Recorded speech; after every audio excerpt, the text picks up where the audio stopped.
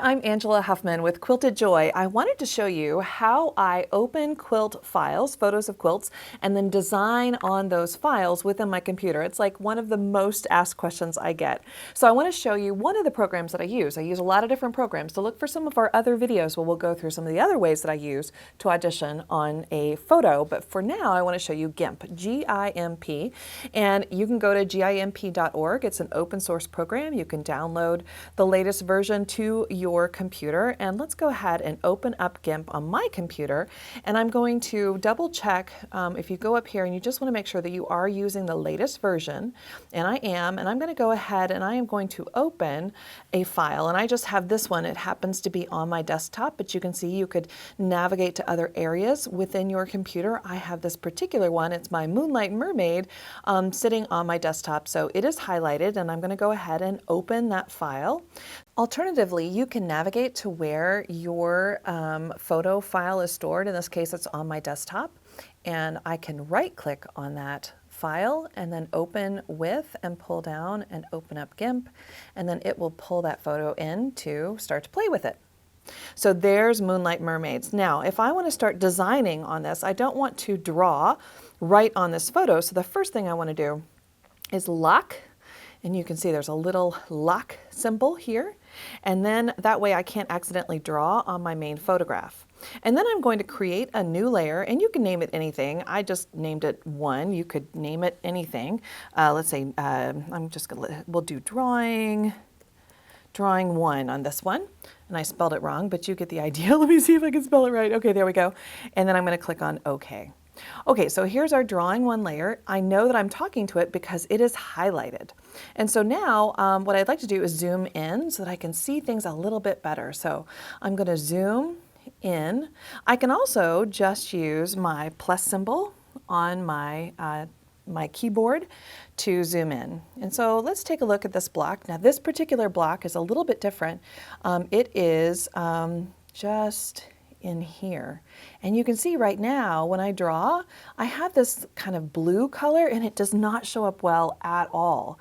So I'm going to undo that by just Control Z. And you see over here, I do have tools. I'm using the little pen tool, but I'm using this blue. It's just not showing up very well. So if I swap that to a white, I can even click on that and choose a color of my choosing.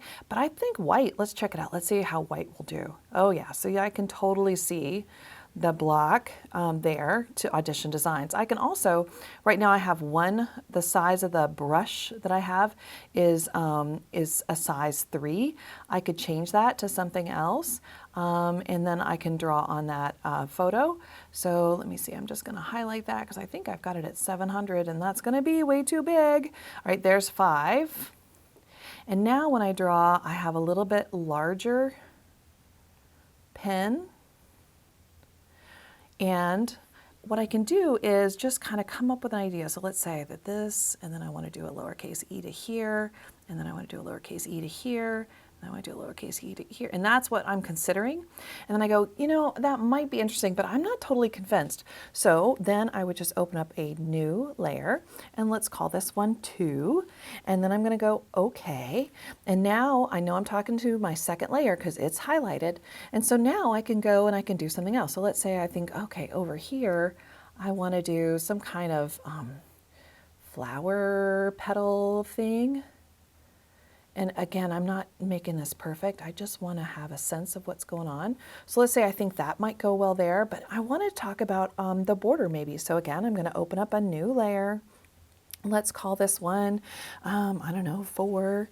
And it was probably 3, but whatever you want to call it. And again, it's highlighted, so I know I'm talking to it. And so now I can come in and I can start to go, okay, I think maybe I will do some curls in this area. And so once I have a bunch of layers here, notice the eyeballs. So I can start to turn eyeballs on and off. I can say, you know what, I really don't care for that block, but I do kind of like that block.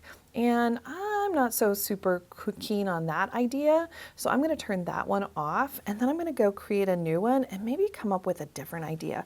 And so this is where the power comes into play, because I can have all different layers, and I can go in here and I can say, all right, I want to, oh, I don't know, let's see, I want to come down and over and up.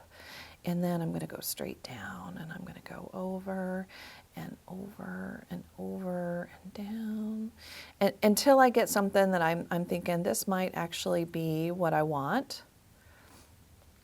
And then I can turn things on and off and go, yeah, not so much that. I do like that, but I don't like that, but I do like that. So you can turn your eyeballs on and off and audition different ideas.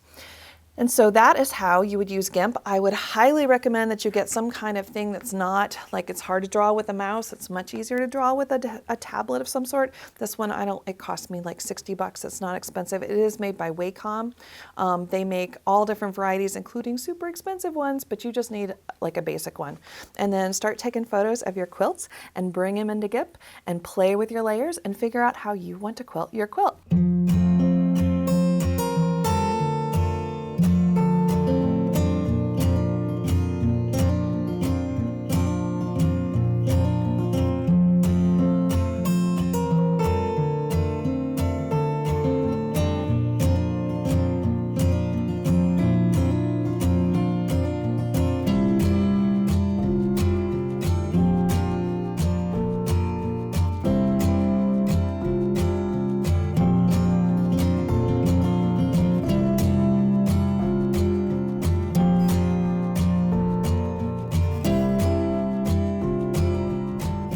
Thanks for watching the Quilted Joy YouTube channel. Be sure you subscribe and click the bell so you're notified every time we post a new video, and check out our other video tutorials. I'm sure you'll love them.